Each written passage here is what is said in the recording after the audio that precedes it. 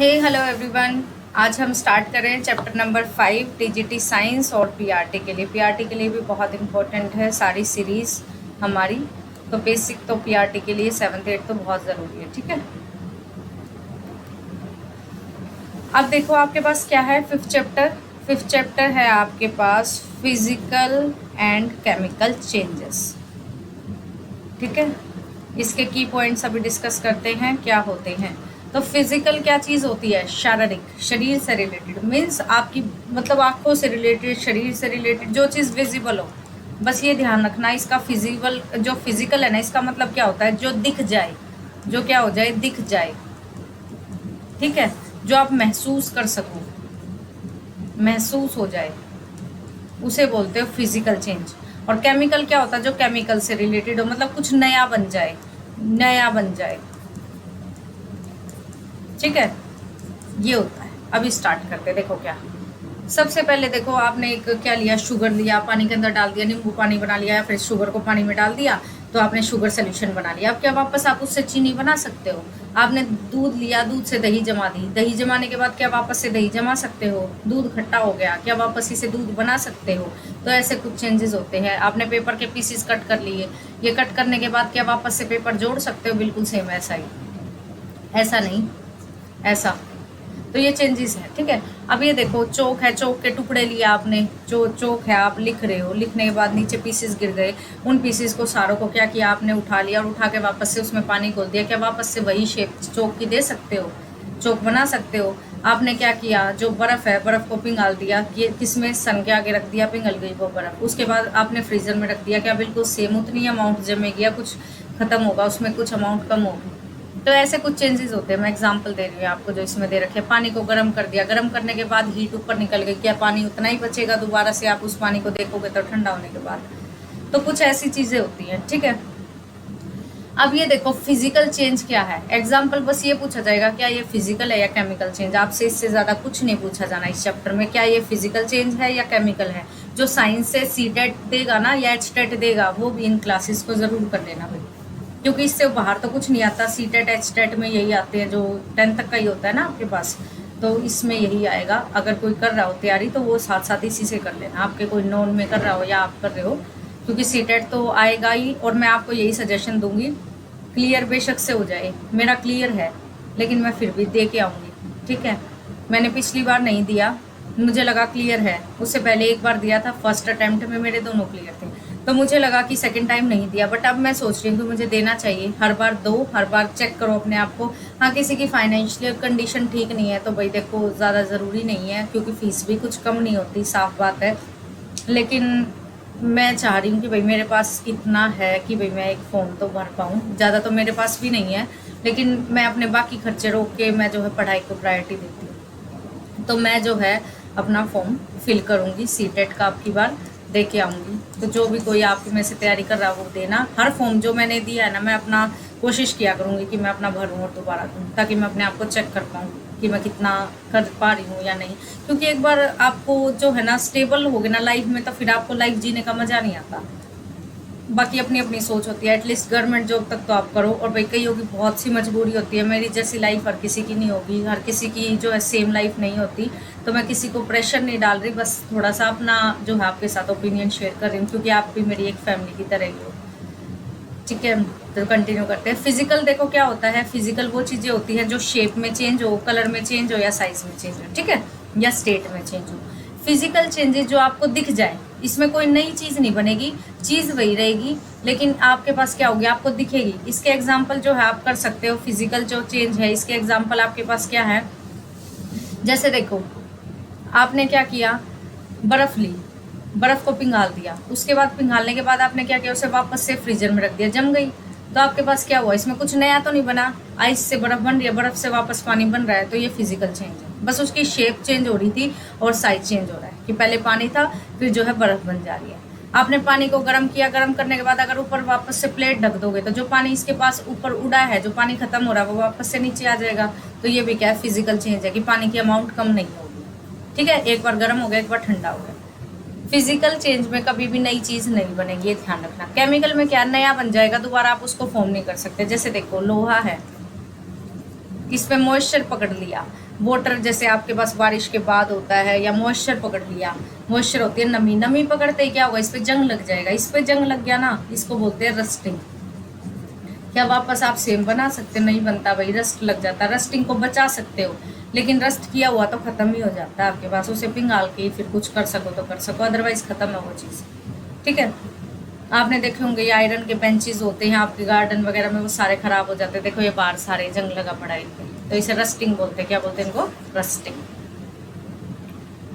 लेकिन आपको पता है जो कुतुब मीनार है उसके अंदर एक पिलर है, कईयों को पता भी होगा, एक बुक में आएगा भी, आई थिंक पता नहीं 6th में है 7th में है, पिलर है आयरन का, वो तो मैंने देखा भी, उस पर कभी जंग नहीं लगता, वो ऐसे मटेरियल से बनाया गया। देख लो इतने सालों से बना हुआ, देख के आना कभी कुतुब मीनार जाओ तो, उसके अंदर आयरन का पिलर है, ध्यान नहीं है कितने फिट का है, लेकिन उस पर कभी जंग नहीं लगता। ठीक है, उसके बाद जो है आपके पास क्या है नेक्स्ट, केमिकल चेंजेस में जो है आपके पास एग्जाम्पल कि केमिकल चेंज कैसे पता लगेगा कि ये केमिकल चेंज है। इसका सबसे अच्छा एग्जाम्पल है ये मैग्नीशियम ऑक्साइड।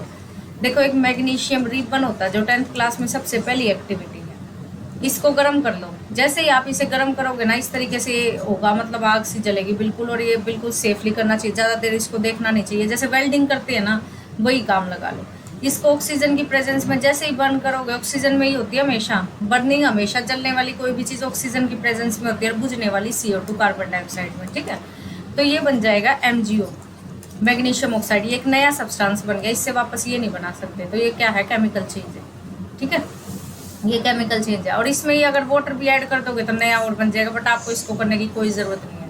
बस ये ध्यान रखो कि मैग्नीशियम में ऑक्सीजन मिल गई तो MgO बन गया, ये एक नया सब्सटेंस बन गया, चाहे वो नए कितने ही बना लो अब उससे, लेकिन नया बनना चाहिए। ठीक है, तो ये केमिकल चेंज है आपके पास। केमिकल चेंज बहुत कम पूछा जाता है, जहाँ भी रिएक्शन दिखे ना कहीं तो वो केमिकल चेंज है, अदरवाइज क्या है वो आपके पास फिजिकल चेंज। ये देखो केमिकल चेंज का सबसे अच्छा एग्जाम्पल, भाई कॉपर सल्फेट एक सोल्यूशन होता है, कॉपर सल्फेट CuSO4 होता है, ये ब्लू कलर का होता है। ठीक है, जैसे मैं लैब में इसे यूज़ करती हूँ कॉपर सोल्यूशन को, तो ये ब्लू कलर का है। अब मैंने क्या किया, इसके अंदर ब्लेड डाल दिया। ब्लेड क्या है भाई? आयरन है, Fe है इसके अंदर। तो आप क्या देखोगे कि इसमें थोड़ी देर के बाद ये सोल्यूशन ग्रीन कलर का हो गया, ग्रीन कलर का हो गया। तो ये ग्रीन क्यों हुआ? कुछ ना कुछ रिएक्शन हुई होगी तभी ना, और वो रिएक्शन क्या हुई है? कॉपर सल्फेट प्लस Fe, तो ये बन जाता है FeSO4। क्या बन जाता है? FeSO4 बन जाता है, जिसका कलर क्या होता है? ग्रीन होता है। 10th क्लास में आप अच्छे से पढ़ोगे, मैं वहाँ पे आपको और अच्छे से बताऊँगी। ठीक है, जो TGT साइंस की कर रहा है तैयारी, उसको वहाँ पर और अच्छे से रिएक्शन समझाऊंगी। यहाँ पर सिर्फ इतना ही ध्यान रखो कि ऐसे रिएक्शंस होती हैं, ऐसे केमिकल फिजिकल चेंज है। तो ये नया सब्सटेंस बन गया, इसे बोलते हैं केमिकल चेंज। क्या है ये? Chemical change. PRT वाले भी केमिकल चेंज तक ध्यान रखो। PRT में भाई बहुत कॉम्पिटिशन होता है, बहुत ही ज़्यादा फॉर्म फिल होते हैं PRT के, तो इसीलिए आप ये क्लासेस ज़रूर अटैम्प्ट करना। ये मत सोचना 5वीं तक का पढ़ लिया बहुत है, बहुत है, ऐसे ही आप 1 नंबर से रही, ऐसे ही 10 नंबर से रही, बाकी आपकी मर्जी है। ठीक है, ये भी एक एग्जाम्पल है केमिकल का, बट ये नहीं पूछा जाता पेपर में, बस एक कॉपर सल्फेट का ही पूछा जाता। तो केमिकल चेंजेस क्या है? जिसमें एक नया रिएक्शन हो जाए और जिसमें एक नई चीज़ बन जाए, इससे ज़्यादा आपको कुछ नहीं करना इसमें। ठीक है,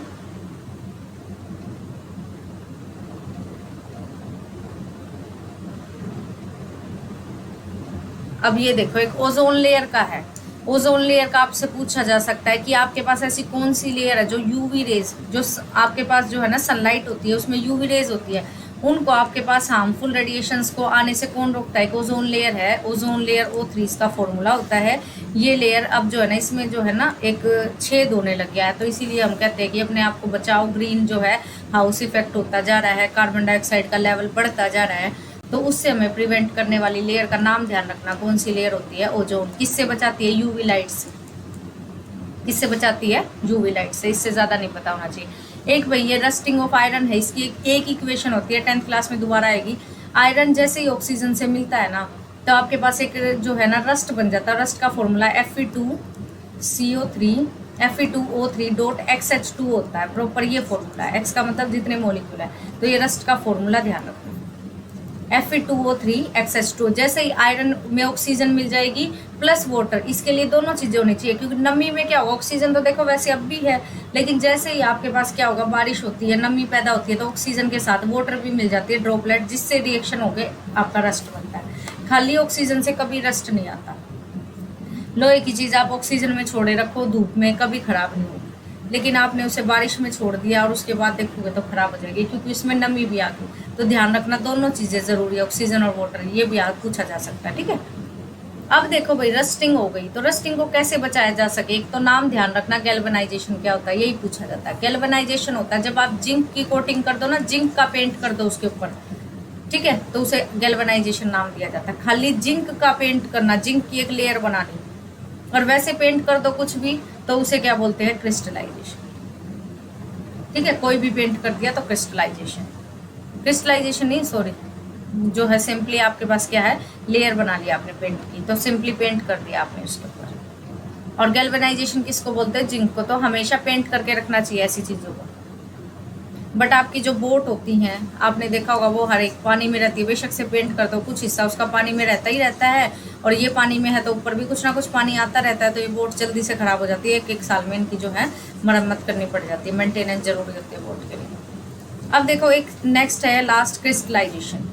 आपके पास क्रिस्टल्स जो है, आपने जिसके पास साइंस होगी उसने तो पढ़ाई होगा आसानी से, 11th-12th में क्रिस्टल बनाए होंगे, लेकिन जिसने नहीं बनाए उसे मैं बता देती हूँ। आपने क्या किया, पानी लिया, पानी में नमक घोल दिया। अब आपको ये पता है कि हम इसको जो है ना गर्म करते रहेंगे, नमक वापस मिल जाएगा, पानी उठ जाएगा, तो क्या ये आपको नमक के जो है ना शेप दिखेगी, इसमें क्रिस्टल्स बोलते हैं शेप को, तो नहीं दिखती है आपको। ये देखने के लिए आप एक अच्छा सा एग्जाम्पल लो, किसका, कॉपर सल्फेट के क्रिस्टल का। ये बहुत ही अच्छा एक्सपेरिमेंट है, 11th-12th में करवाया जाता है।